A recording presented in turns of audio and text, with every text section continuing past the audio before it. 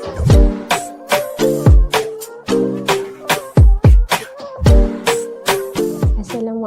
warahmatullahi wabarakatuh. Apa khabar semua anak-anak muklimah hari ini? Muklimah doakan awak sentiasa dalam keadaan yang sihat.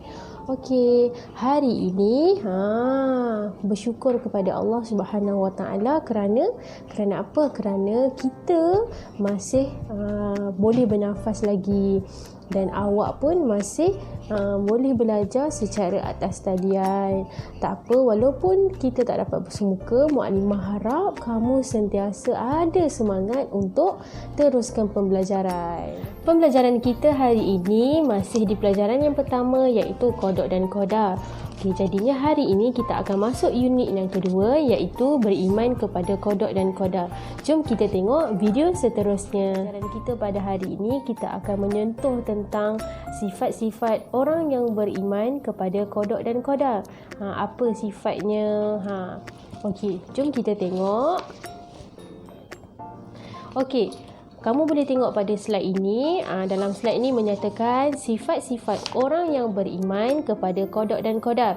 Okey, dekat situ ada 3 sifat antara sifat orang yang beriman kepada kodok dan qadar. Okey, sifat yang pertama ialah takut dan berharap. Okey, seterusnya berusaha dan berikhtiar. Dan akhir sekali tawakal. Okey, apakah yang dimaksudkan dengan ketiga-tiga sifat ini? Jom kita tengok slide seterusnya. Okey, kita pergi dulu kepada sifat yang pertama. Okey, sifat yang pertama iaitu takut dan berharap. Apakah yang dimaksudkan dengan takut dan berharap? Okey, yang pertama, kita berharap dengan keampunan Allah Subhanahu Wa Taala. Seterusnya kita takut akan azab Allah Subhanahu Wa Taala. Macam kita berharap keampunan Allah kan. Mana tahu satu hari kita tak sengaja melakukan sesuatu yang boleh mendatangkan dosa kepada kita. Kita tak sengaja, kita tak perasan. Tapi tiba-tiba timbul kesedaran pada diri kita. Kita rasa apa yang kita buat tu sebenarnya adalah salah, adalah berdosa. Jadi kita takut dengan Allah dan kita berharap, kita takut dengan azab Allah. Andai satu hari kalau contoh kita melakukan, contoh kita mencuri. Okey, jadinya bila kita mencuri, kita takut nanti kita tak sempat bertaubat. Apabila kita dah meninggal, kita takut kita diazab dalam api neraka. Jadinya sebelum kita meninggal, kita dah melakukan perbuatan yang tidak eloklah, tidak baik, yang boleh mendatangkan dosa kepada kita. Jadinya kita bertaubat dan kita berharap untuk mendapatkan keampunan daripada Allah Subhanahu Wa Taala. Kerana apa? Kerana kita takut bila kita tidak sempat bertaubat, kita akan diazab di akhirat nanti. Okey, seterusnya kita pergi yang kedua, iaitu berusaha dan berikhtiar. Apakah yang dimaksudkan dengan berusaha dan berikhtiar? Okey, berusaha dan berikhtiar ni maksudnya kita usaha sungguh-sungguh. Kalau kita nak mencapai sesuatu kejayaan, kita kena berusaha sungguh-sungguh. Tak kisahlah kalau kamu bekerja ke, contoh mak ayah kamu kan bekerja, kamu sendiri pun belajar. Macam mana kamu nak pandai? Kamu kena berusaha bersungguh-sungguh. Buat latihan, ulang kaji. Itu adalah antara sifat-sifat orang yang beriman kepada kodok dan qadar. Kita yakin bahawa Allah itu akan menentukan, mentakdirkan apa yang akan berlaku dalam kehidupan kita. Jadi kita kena berusaha dan ikhtiar. Okey, seterusnya tidak berserah kepada nasib semata-mata. Maksudnya dekat sini berserah kepada nasib semata-mata. Okey. Contoh seorang kanak-kanak. Okey, contoh dia dah masuk darjah 6. Contoh muklimah bagi contoh. Okey, dia tak pandai English. Contohnya. Lepas tu dia kata kat kawan dia seorang ni, dia kata, tak apalah, tak pandai English. English tak penting pun. Apa semua tak penting. Tapi English tak penting. Jadinya kita cakap dengan kawan-kawan pun kita akan cakap Melayu ke, kita cakap Inggeris pun. Tak boleh. Lagipun dikatalah nasib dia tak pandai apa semua. Oh, tak boleh. Kita kena usaha juga untuk jadi pandai. Untuk pandai tak kira lah subjek matematik ke, subjek English ke, subjek sains ke. Kerana apa kita kena usaha bersungguh-sungguh, kita kena ada ikhtiar. Sebab apa? Sebab semua yang ada dekat muka bumi Allah ni, semua Allah yang punya. Allah yang cipta. Allah janji kalau kita usaha, kita akan berjaya. Kalau contoh andai satu hari kamu usaha sungguh-sungguh ni, tapi kamu masih lagi gagal, kamu tak perlu risau, kamu tak perlu kecewa. Kecewa tu mesti ada lah, sebab memang sifat kita ada perasaan kecewa, perasaan marah, perasaan dengki, macam-macam perasaan yang ada pada diri kita. Perasaan malu, perasaan gembira, semua ada. Sebab perasaan tu semua datangnya daripada Allah. Walaupun kita gagal sekali, tak bermakna kita akan gagal selama-lamanya. Jadi kena teruskan usaha. Contoh Mak Limah bagi hafazan. Kalau hafazan tu kamu rasa macam susah sangat nak hafal, kamu kena ada teknik menghafal. Contohnya hari Isnin kamu ulang satu ayat 10 kali, esok kamu ulang 20 kali, hari Rabu kamu ulang 30 kali. Lama kelamaan kamu pun boleh menghafal dengan berjaya, dengan baiklah kamu boleh menghafal. Sebab apa? Kamu usaha untuk menghafal. Bila kita belajar ni, insya-Allah dapat pahala, sebab ilmu ni semua datangnya daripada Allah Subhanahu Wa Taala.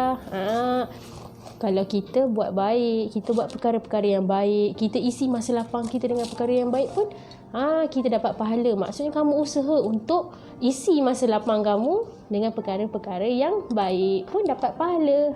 Suka tak dapat pahala? Okey, seterusnya, setiap kejayaan perlu diusahakan sendiri. Maksudnya dekat sini, bukanlah kejayaan tu tak boleh, kalau kita tak faham, kita tak boleh tanya. Tak, maksudnya kat sini kita jangan meniru. Kita memang kena rajin bertanya. Maksudnya usaha sendiri tu kena belajar sungguh-sungguh, kena banyak buat latihan, kena ulang kaji. Bukanlah usaha orang lain. Jadinya kita perlu berusaha dan berikhtiar. Okey, seterusnya kita akan pergi sifat yang ketiga. Apa? Sifat yang ketiga ialah tawakal. Apakah yang dimaksudkan dengan tawakal? Okey, tawakal ni bermaksud berserah diri kepada Allah Subhanahu Wa Taala setelah berusaha dan berikhtiar. Maksudnya kamu dah ulang kaji, kamu dah baca nota, kamu dah menghafal, semua kamu dah buat.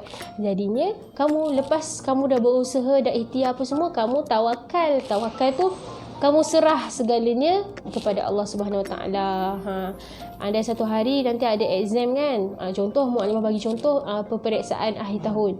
Okay, kamu dah banyak buat latihan, kamu dah banyak tanya muallim-muallimah, kamu dah banyak ulang kaji, semua kamu dah buat. Bila tiba hari peperiksaan, kamu jawab. Jawab periksa, kamu pun takut juga kan, takut boleh ke dapat A subjek sains ni? Boleh ke dapat A Okay. Jadi kamu kena tawakal kepada Allah. Kamu serah kepada Allah, sebab Allah sahaja yang menentukan sama ada kamu berjaya atau gagal. Kalau kamu berjaya, alhamdulillah. Kalau kamu gagal pun tak apa, kamu kena usaha lagi. Maksudnya usaha kamu baru sikit, kena banyakkan lagi usaha. Berserah kepada Allah. Allah akan tentukan sama ada kamu berjaya atau gagal. Tapi insya-Allah bila kita berusaha bersungguh-sungguh, insya-Allah kamu akan berjaya. Okey. Tengok, berserah kepada Allah dan berusaha bersungguh-sungguh. Itu maksud Mak Limah. Tak semestinya kamu buat latihan. Okey, buat latihan 1 hingga 10 muka surat. Lepas tu kamu kata, cukuplah ni 10 muka surat. Malas dah lah buat. Tak boleh. Usaha setakat muka surat 1 sampai 10. Kamu kena gandakan lagi usaha kamu. Contoh buat latihan muka surat 1 sehingga 30. Tapi bahagilah hari Isnin buat muka surat 1 hingga 5. Hari Selasa 6 sampai 10, hari Rabu 11 sampai 16. Contoh macam tu. Kena berusaha bersungguh-sungguh. Okey, seterusnya kejayaan yang sebenar adalah hak Allah. Kenapa hak Allah? Sebab Allah yang mencipta segala yang ada di muka bumi ni. Mukadimah pun Allah cipta, mak ayah kita pun Allah cipta, kamu pun Allah cipta. Contoh, ada pokok-pokok dekat luar tu, semua Allah yang cipta. Ilmu ni siapa cipta? Allah. Dia bagi dia menyampaikan wahyu kepada siapa? Kepada Nabi Muhammad sallallahu alaihi wasallam. Jadinya ilmu tu berkembang sampailah ke mukadimah, sampai ke awak. Tugas mukadimah menyampaikan kepada awak pula. Okey, seterusnya hanya Allah yang menentukan kejayaan dan kegagalan. Allah menentukan segalanya. Ada juga contoh tak semestinya kejayaan dan kegagalan je Allah cipta. Allah tentukan. Allah pun tentukan hidup dan mati kita. Betul tak? Allah tentukan kita hidup sampai umur berapa. Allah tentukan kematian kita umur berapa. Tapi itu semua rahsia Allah. Sama juga dengan kita punya kejayaan dan kegagalan. Allah merahsiakan segala perkara daripada kita. Contoh macam hari lahir kita kan, tarikh lahir kita. Kita tahu bila tarikh lahir kita, tapi kita tak tahu tarikh kematian kita. Betul tak? Okey, boleh faham tak untuk pembelajaran kita pada hari ini? Kalau kamu tak faham, kamu boleh tanya mukadimah. Okey? Okey, kita tengok akhir sekali hikmah beriman kepada qada dan qadar. Apa hikmah apabila kita beriman kepada ketentuan Allah? Okey, yang pertama menyerah diri sepenuhnya kepada Allah. Memang kita sekarang ni masih ada mak ayah. Kita bergantung hidup kita dengan mak ayah. Tapi andai satu hari nanti kita dah meninggal, kita dah sampai jangka hayat hidup kita akan meninggal.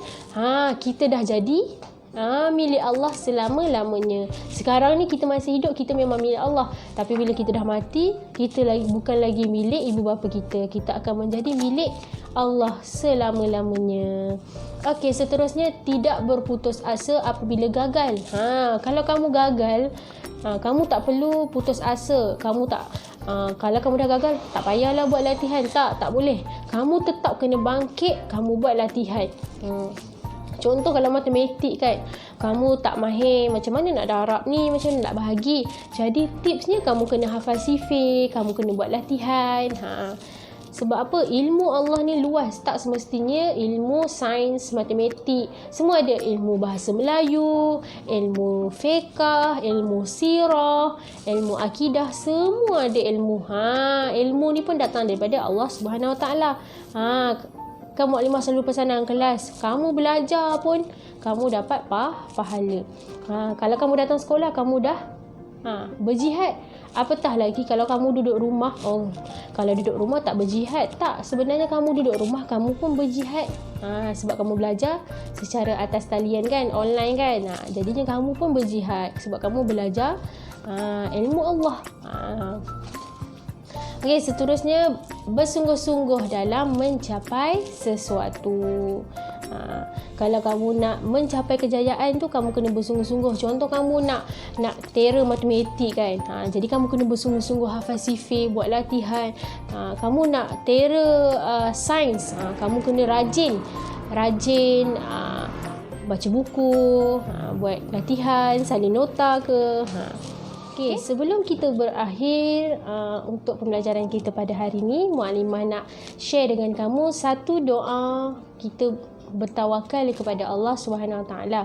Okey, doanya berbunyi begini: Rabbana 'alaika tawakkalna wa ilaika anabna wa ilaikal masir. Maksudnya, wahai Tuhan kami, kepada Engkau sahaja kami berserah diri dan Engkaulah kami bertaubat, serta kepada Engkau juga tempat kami kembali.